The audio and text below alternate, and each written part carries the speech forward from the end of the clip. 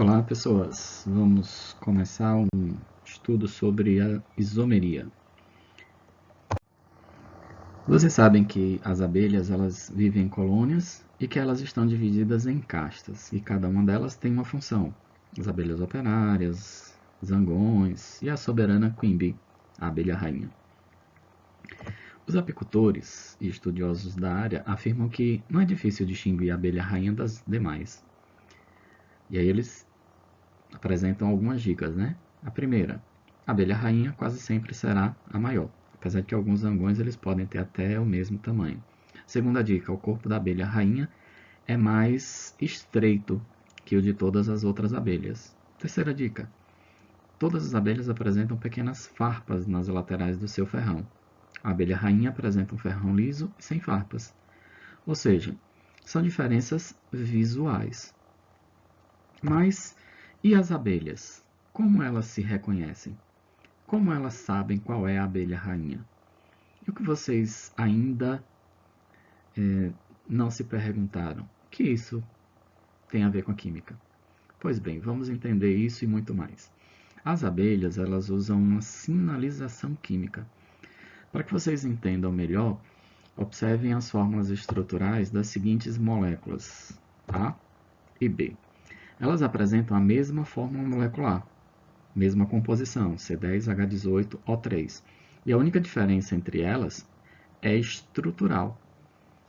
E essa diferença estrutural é justamente a posição de um grupo hidroxila, se vocês observarem aqui, na estrutura A e na estrutura B, do OH.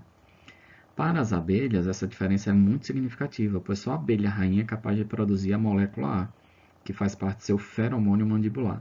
Isso permite que ela seja capaz de atrair os machos e ainda de inibir o desenvolvimento reprodutor das abelhas operárias, ou seja, só a abelha rainha que pode reproduzir na colônia. Com isso, ela exerce um controle químico e, de quebra, mantém a estratificação da colmeia. Em 1823, o químico alemão Justus von Liebig estava estudando uma classe de substâncias conhecidas como fulminatos. O fulminato de prata, por exemplo, possui uma molécula formada por um átomo de cada um dos seguintes elementos: prata, carbono, nitrogênio e oxigênio. No mesmo período, outro químico alemão, Friedrich Wöhler, ele estudava uma classe de substâncias conhecidas como isocianatos. E o isocianato de prata também apresenta uma molécula contendo um átomo de cada, de prata, de carbono, de nitrogênio e de oxigênio. Os dois químicos apresentaram trabalho para ser publicado em um jornal, do qual era editor Guy Lussac, famoso químico. E Lussac, ele percebeu imediatamente que as fórmulas moleculares eram as mesmas, ainda que os compostos apresentassem propriedades totalmente diferentes. Ele contou essa observação acontecido para John Jacob Berzelius, que preparou os dois compostos e viu que era verdade. A mesma fórmula molecular e propriedades diferentes. Berzelius referiu-se então a esses compostos como gêmeos diferentes. Ele chamou de isômeros, uma palavra grega que significa partes iguais. Iso igual, mero, partes, partes iguais, para dar a ideia de mesma composição. Então, foi a partir daí que surgiu justamente a definição. Isomeria é um fenômeno natural em que duas ou mais substâncias diferentes apresentam a mesma fórmula molecular. E o estudo da isomeria é dividido em duas grandes principais áreas: a isomeria plano constitucional e a isomeria espacial estereoisomeria, que serão explicadas a seguir. E aí eu vou chamar a atenção para uma característica interessante dos isômeros. Um deles apresenta uma característica e o outro não tem essa característica específica, como por exemplo, um tem características explosivas e o outro não tem essa característica. A gente vai vendo isso dentro de outros exemplos que vou apresentar para vocês. Vamos seguir.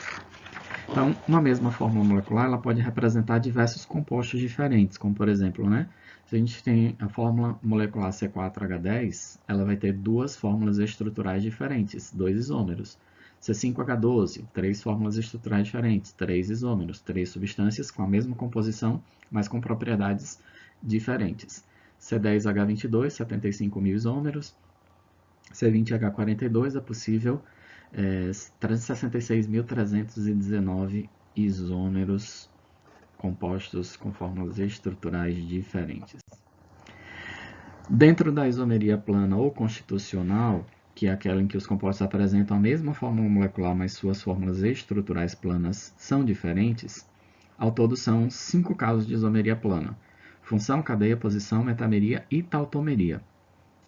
Os isômeros planos, apesar de possuírem a mesma fórmula molecular, eles apresentam propriedades físico-químicas distintas, como a gente já está vendo desde o início, né?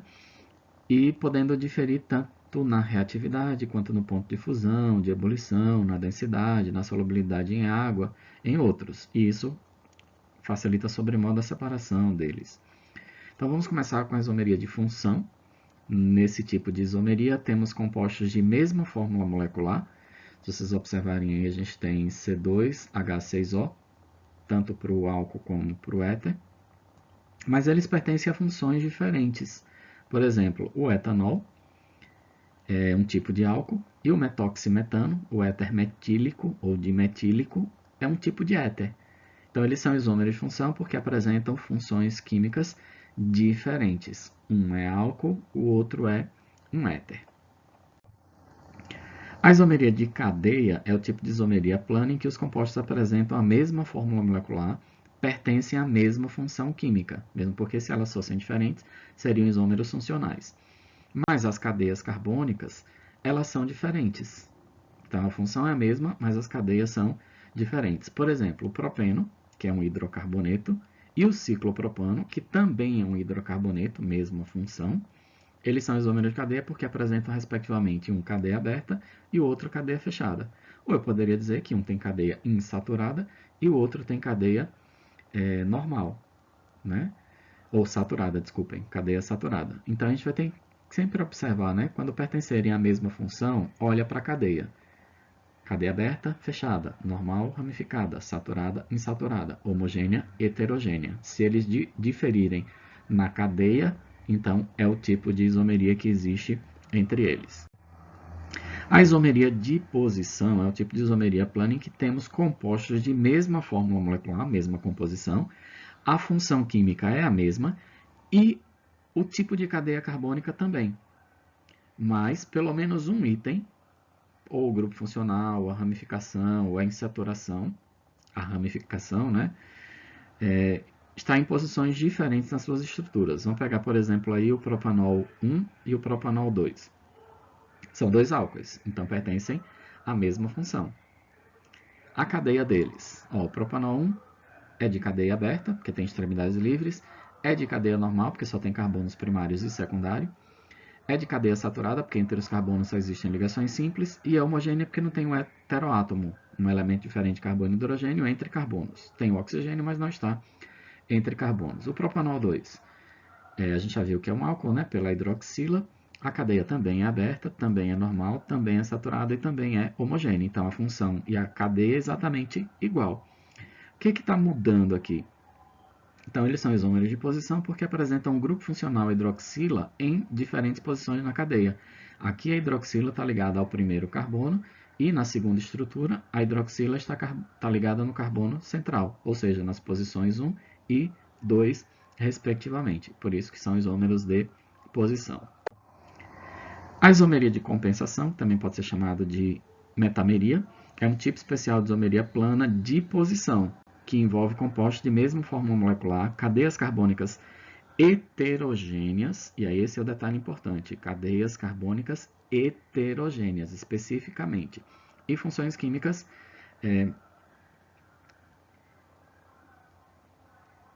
heterogêneas. Ok, ia me perder aqui. Por exemplo, as dioxanas, que são essas três substâncias que a gente está vendo aqui, dioxanas são diésteres cíclicos de cadeias hexagonais, com 4 átomos de carbono, né, e 2 átomos de oxigênio. Então, as dioxanas apresentam 3 isômeros de compensação, 3 metâmeros. Um deles é o 1,4-dioxano. Então, a gente tem um 2, um 3 e um 4. Um 2, lembrando, né, pode ser orto, posição do segundo em relação ao primeiro, meta a posição do terceiro em relação ao primeiro e para a posição do quarto em relação ao primeiro. Mas vou destacar aqui um 4-dioxana, que é o mais comum deles, e ele tem potencial carcinogênico de gerar câncer para os seres humanos. Então, ele pode aparecer de modo indesejado durante a produção de shampoos, cremes dentais, desodorantes, enxaguantes bucais e outros cosméticos. Mas, para evitar problemas, né, as indústrias elas procuram eliminar esse isômero no processo de produção. Então, só reforçando, metameril e isômeros de compensação pertencem à mesma função, têm o mesmo tipo de cadeia, mas apresentam diferença na posição de um heteroátomo, então é específico para cadeias heterogêneas. E o último dos 5 tipos de isomeria plana, que é a tautomeria, ou isomeria dinâmica, que é um caso particular de isomeria plana de função, na qual os compostos envolvidos apresentam a mesma fórmula molecular e funções diferentes. Necessariamente, um é enol e aldeído. Então, vai ser sempre específica, né? Enol e aldeído ou enol e cetona. Nesse exemplo daqui, a gente tem um aldeído e um enol. Então, isso ocorre porque os enóis eles são compostos extremamente instáveis e, quando sofrem decomposição, transformam-se em um aldeído ou em uma cetona. Por exemplo, o etanol é um enol, logo é um composto instável que, ao se decompor, forma o aldeído etanal, um processo de decomposição que é reversível, representado aqui pela seta dupla, né? Então, se vocês observarem, o que acontece? Essa dupla ligação entre carbono e oxigênio, ela vai migrar aqui para entre os carbonos, né? E aí um dos hidrogênios desse carbono, que agora está pentavalente, vai para o oxigênio para completar a bivalência dele, também para que o carbono fique tetravalência. Então, a gente tem a migração aqui também do hidrogênio.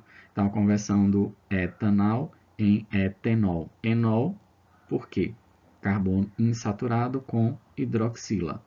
Se o carbono fosse saturado, seria um álcool, não seria um enol. É isso. Como reflexão para vocês, quando algo ruim acontece, você tem 3 escolhas: deixar isso definir você, deixar isso destruir você, ou fazer isso te deixar mais forte. Eu espero que seja sempre a última. Abraços e até a próxima.